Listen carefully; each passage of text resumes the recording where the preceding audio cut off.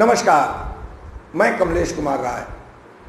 Corona बीमारी की त्रासदी से जूझ रहे देश के स्वास्थ्य कर्मियों, सफाई कर्मियों, पुलिस और मीडिया कर्मियों के प्रति आभार व्यक्त करने के लिए देश की सेना के द्वारा आभार व्यक्त करने का कल रविवार को एक बृहद कार्यक्रम का आयोजन किया गया।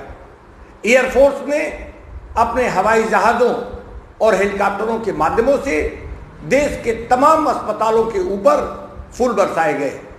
वहीं दिल्ली में थल सेना द्वारा विशेष बैंड बाजे के द्वारा इस जंग में जूझ रहे स्वास्थ्य कर्मियों के प्रति आभार व्यक्त करने के लिए एक विशेष धुन निकाली गई।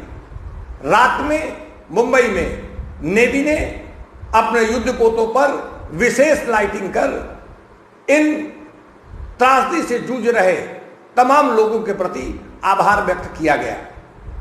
वहीं दूसरी तरफ एक दिन पूर्व ही आतंकवादी घटना में हमारे सेना के एक कर्नल और मेजर सहित 5 लोगों की शहादत हुई। यह एक देश के लिए एक बहुत ही दुखद स्थिति रही। सबसे खास बात यह है कि जहां एक तरफ हम अपने जाबाजों के प्रति आभार व्यक्त कर रहे हैं, वहीं दूसरी तरफ देश की आर्थिक व्यवस्था की रीढ़ माने जाने वाले मजदूर 40 दिन पूर्व लॉकडाउन की घोषणा के साथ ही जो अपने घरों से हजार किलोमीटर की दूरी पर फंसे हैं, उनकी स्थिति, उनकी दयनीय स्थिति आज भी खत्म होने का नाम नहीं ले रही है। वही जबकि भारत सरकार द्वारा पिछले दिनों जब तीसरे चरण के लॉकडाउन की शुरुआत करने की घोषणा की गई गृह मंत्रालय द्वारा, तब गृह मंत्रालय ने यह कहा कि राज्य सरकारें रेलवे बोर्ड से बात कर अपने प्रदेश के तमाम श्रमिकों, छात्रों और पर्यटकों सहित जो लोग भी दूसरे जगहों पे फंसे हैं उनको लाने की व्यवस्था सुनिश्चित करेंगे। लेकिन दुर्भाग्यवश नीति और नियमों में सही ढंग की स्थिति न होने की वजह से आज भी देश के तमाम कोनों पर लाखों लोग फंसे पड़े हैं और जो यह समझ नहीं पा रहे हैं कि उनको अपने घरों तक पहुंचाने की कब और कैसे व्यवस्था हो पाएगी। यही वजह है कि आज सूरत में तमाम मजदूर सड़क पर उतर गए और पुलिस को बल प्रयोग कर उन्हें खदेड़ना पड़ा। सूरत में यह पहली बार की घटना नहीं है, पहले भी ऐसी घटना हो चुकी है जब भूख से बिलख रहे अपने घरों के लिए जाने के लिए परेशानी हाल मजदूर मजबूर होकर सड़कों पर उतरे और लेकिन उनकी कोई व्यवस्था नहीं की जा सकी और उनको जबरदस्ती घरों के अंदर धकेलने पर प्रशासन मजबूर हुआ। यह एक दुर्भाग्यपूर्ण स्थिति है। सोशल डिस्टेंसिंग के नाम पर लाठी के बल पर जहां मजदूरों को उनके घरों के अंदर रहने के लिए मजबूर किया जा रहा है, उनके खाने पीने की कोई सुनिश्चित कोई व्यवस्थित व्यवस्था नहीं की जा पा रही है, उनके रोजगार की कोई व्यवस्था सुनिश्चित नहीं की जा सकी है, वह कैसे अपने घरों तक पहुंचेंगे, यह अभी तक की नीति के हिसाब से नाकाफी लगता है। यद्यपि कि भारत सरकार द्वारा कल से 6 ट्रेनों की संस्तुति की गई है, लेकिन ऐसा लगता है कि मात्र 6 ट्रेनों की इस जो चलाई जा रही है यह नाकाफी है और इससे आम मजदूर जो अपने घरों से दूर फंसे हुए हैं उनको यथाशीघ्र उनके घर तक पहुंचा दिया जाएगा, यह लगभग नामुमकिन लगता है। लेकिन सोशल डिस्टेंसिंग के नाम पर ऐसा उनको मजबूर किया जा रहा है कि वो उनको ले जाने की कोई सुनिश्चित व्यवस्था नहीं की जा पा रही है। हास्यास्पद स्थिति यह है कि जहां मजदूरों को लाठी और डंडे के बल पर आंसू गोले फेंक कर उन्हें अपने घरों के लिए अपने रहने के लिए मजबूर किया जा रहा है, वहीं आज जब लॉकडाउन का दूसरा चरण समाप्त कल 3 तारीख को हो गया और आज 4 तारीख से जब लॉकडाउन का तीसरा चरण शुरू हुआ और देश की तमाम प्रदेश की सरकारों ने आबकारी दुकानों को खोलने का निर्णय लिया, तब देखने की स्थिति बन रही थी। शराब की दुकानों पर 3-3 किलोमीटर से ज्यादा लोग लाइन लगाकर खड़े देखे गए। सोशल डिस्टेंसिंग की कोई बिना परवाह किए लोग जहां दारू खरीदने के लिए व्याकुल देखे गए, वहीं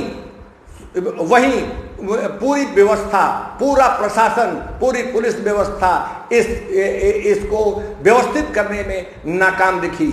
दिल्ली हो या बनारस, प्रदेश का कोई भी कोना जहां आबकारी से संबंधित दुकानें इस नीति और निर्देश और के चलते खोली गई, वहां की स्थिति बड़ी ही हास्यास्पद थी, जो इस कोरोना त्रासदी की लड़ाई में एक बहुत बड़ा नुकसान जिससे माना जा सकता है कि संभावित है।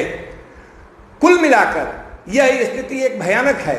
लोगों को बोरों में भरकर दारू ले जाते हुए देखा गया। 3-3 किलोमीटर तक की लाइनें दारू की दुकानों पर लगी रही। पुलिस प्रशासन चाह के भी सोशल डिस्टेंसिंग इनके बीच में लागू नहीं कर पाई, जो स्थिति आने वाले दिनों के लिए भयावह है। केंद्रीय स्वास्थ्य मंत्री हर्षवर्धन का कहना था कि इस तरीके के निर्देशों और नीतियों पर पुनर्विचार करने की आवश्यकता है, लेकिन यह देखना होगा कि जहां एक तरफ केंद्र और प्रदेश की सरकारें सोशल डिस्टेंसिंग के नाम पर मजदूरों को उनको घरों पर पहुंचाने से हिचक रही हैं, उनको घरों तक पहुंचाने के लिए आनाकानी कर रही हैं, वहीं दारू की दुकानों पर खुलेआम इतनी बड़ी कतार को वो कैसे नजरअंदाज उनके द्वारा किया जा सकता है। यह एक भयावह स्थिति है और यह 1-2 नहीं, लगभग सभी दुकानों पर कमोबेश यही स्थिति रही। दिल्ली की कुछ दुकानों को तो इतनी ज्यादा भीड़ बढ़ गई कि मजबूर होकर पुलिस प्रशासन को दुकान ही बंद करा देना पड़ा।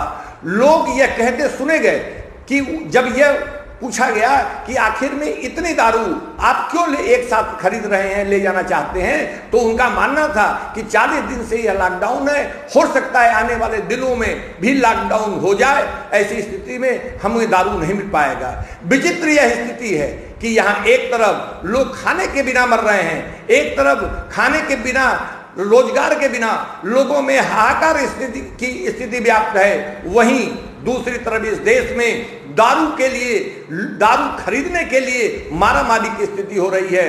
कोरोना बीमारी की किसी भी सोशल डिस्टेंसिंग के नाम को कोई मानने को तैयार नहीं है। लोग सिर्फ चाहते हैं दारू, और दारू लोगों के लिए यह एक ऐसी स्थिति बना रही है जिस पर सरकार भी चुप्पी साधे हुए है। क्यों?